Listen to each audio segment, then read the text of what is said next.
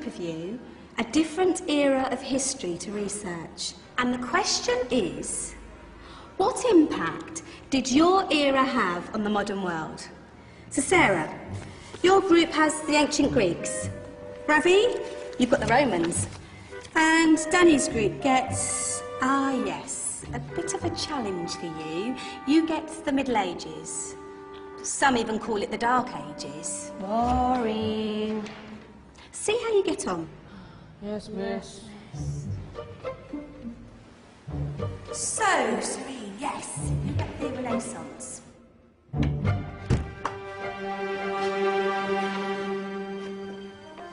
Is that the librarian? I guess so. How are the Dark Ages going to have anything to do with us? Excuse me. Sorry to bother you. What do you want? We need to find out what impact the Dark Ages had on the modern world. Never was a period of history so poorly named. Don't touch. It's priceless. And I suppose someone's been filling your head with the usual nonsense, eh? 1,000 wasted years.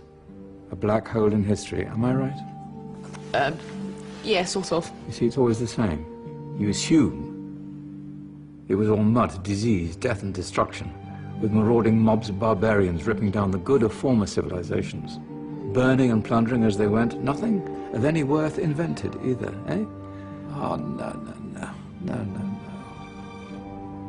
Go on, be off with you. Sorry to bother you. Come on, it's probably not worth it.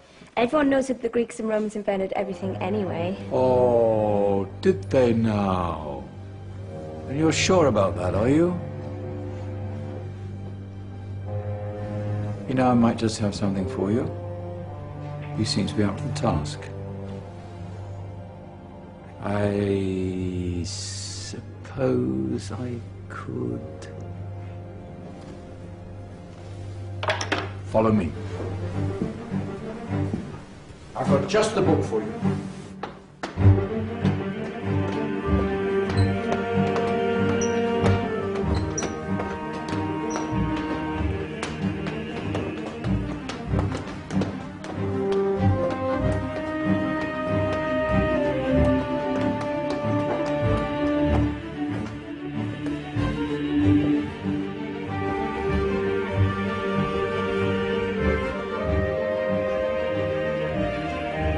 Where are we going? I don't know. Ask him.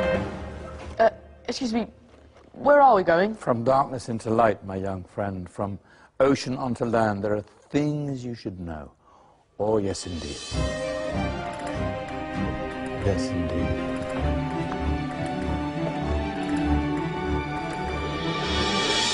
Now, I know I left it around here somewhere.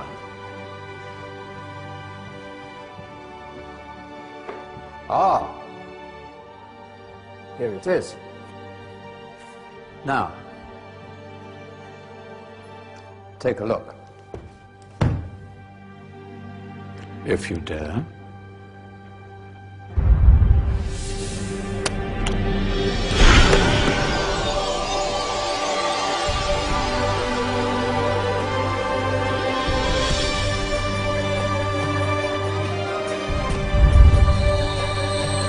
What's going on? Welcome to the Dark Ages, or as it should be known, the Golden Ages. Who are you? I am Al-Jazari, engineer and ingenious inventor. I thought you said this was the Dark Ages. It doesn't look very... dark. That's because it's all a matter of perspective, my soon-to-be illuminated friend. Of course, there are parts of the world that weren't dark at all, but in a civilization that stretched from Spain to China, the golden rays of discovery and invention shone over everything. What civilization? The Muslim civilization, my young friend. Through scholars and scientists of various faiths, some of the most important discoveries known to man were made at this time. Discoveries that drew on knowledge of the ancients, but have more connections with your modern world than you could possibly ever imagine. Like what? Well, all sorts of things. We've got to get a picture of this. I knew it was a good idea. Who are you?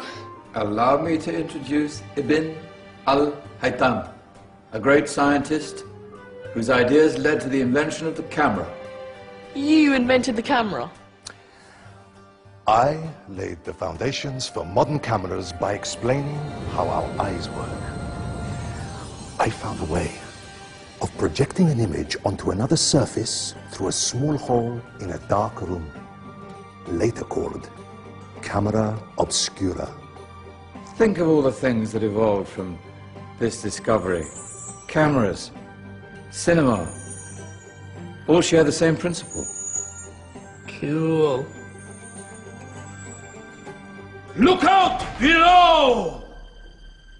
Who's that? That's my good friend, Abbas ibn Farnas, who gazed up to the heavens, passionate in his belief that man could fly. Whoa. Indeed, he dared to dream about flying 1,000 years before the Wright brothers.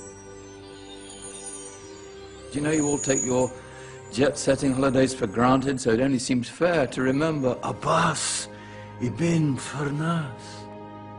Stand by. I'm ready for takeoff.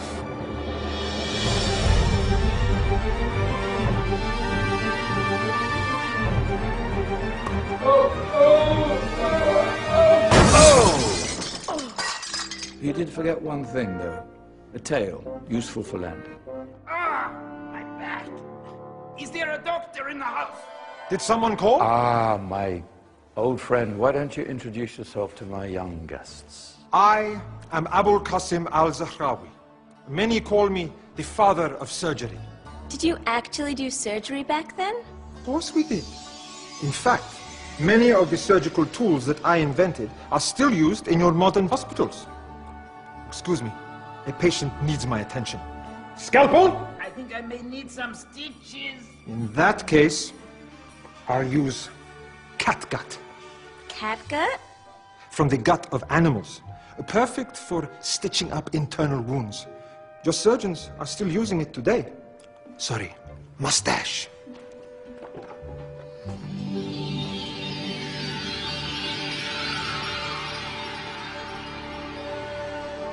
Who's she? That's Maryam al-Astrolabi, one of the many brilliant women of her time. She made sophisticated astrolabes. Astro what?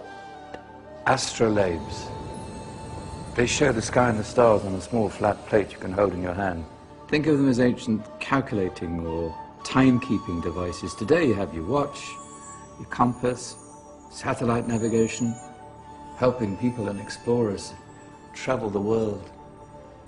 Science at its brilliant best. And all these things were developed during the Golden Ages. Yeah, that's just the tip of the iceberg. There were thousands of other inventions covering all areas of life, and in the years that followed, their influence spread across the whole of medieval Europe. So you see, it wasn't so dark after all.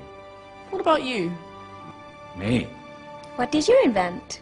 Well, I don't want to be big-headed, but I made some groundbreaking advances in engineering. I suppose my most significant discovery converted rotary motion into linear motion using a crank and connecting rod. It's essential in pumps and engines. In fact, I've no idea how the Industrial Revolution could have happened hundreds of years later without such a device. Not that I ever get the credit I deserve. But my crowning glory was my amazing time-telling machine. My legendary elephant clock.